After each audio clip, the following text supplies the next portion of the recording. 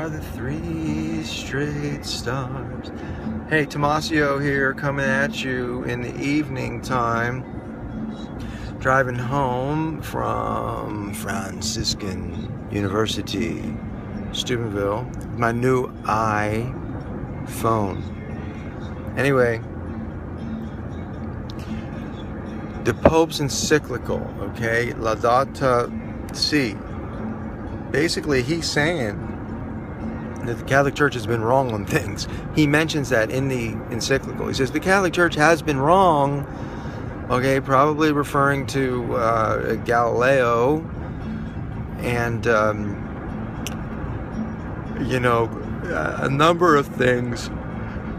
I mean, if you don't think the Catholic Church has ever been wrong, like, what in the world is wrong with you? Seriously. The church has clearly been wrong. That's why they're in so much trouble right now. If they were infallible on everything, they wouldn't have dug such a deep hole for themselves that they seemingly do not know how to get out of.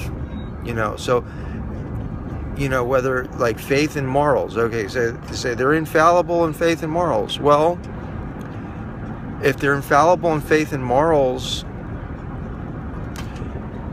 then why did the Pope have to apologize for immoral behavior? Come on. So, well, at least theoretically, they believe the right thing. Theoretically, they believe the right thing. Well, if they're faithful to Jesus' teachings, then they believe the right thing. If they're misinterpreting what Jesus said, then, they're not infallible, okay? Now, so you're telling me that every annulment that the church ever granted is infallible? I mean, meaning that it was deserved or whatever? You can't say that. Every saint the church has canonized, that's infallible. Every saint the church has not canonized, that's infallible. I'm just saying, like, we have got to stop thinking along those lines. Yes, Jesus said, the gates of hell shall not prevail against you. Yes, he said that I will never leave you or forsake you. But he never said that you're not going to make mistakes. I mean, he never said that. Now, there was a time when a number of the bishops in the church believed in the Arian heresy. Okay, so you say, well, that wasn't official doctrine. I'm just saying you can strain at gnats here if you want. Thomas Aquinas did not believe in the Immaculate Conception. Let's continue here if you really want. So, I mean, but let's put it this way. I think the fullness of truth, okay, the fullness, in other words, the majority of the Christian truth is found within the Catholic Church. I mean, I believe that. Why? Because Protestant Church, they don't teach at all about the saints. They don't teach at all about the Virgin Mary, the intercession of the saints. Their understanding of the Eucharist is limited.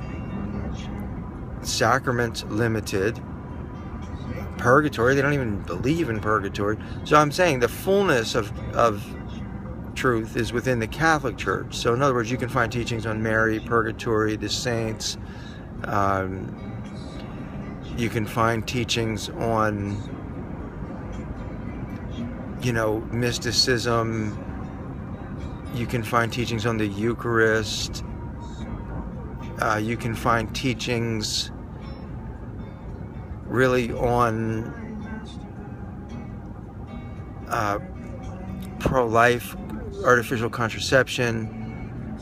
The Catholic Church addresses like the most issues, let's put it that way. So the fullness of truth is within the Catholic Church. I agree with that completely. But that doesn't mean the church has not made mistakes. They clearly have made mistakes. That's so clear. It couldn't be clearer. But that doesn't mean that God hates them because they made mistakes. No, it means that they have no bragging rights, unless they just want to brag that, oh, well, we have more to offer, at least theologically,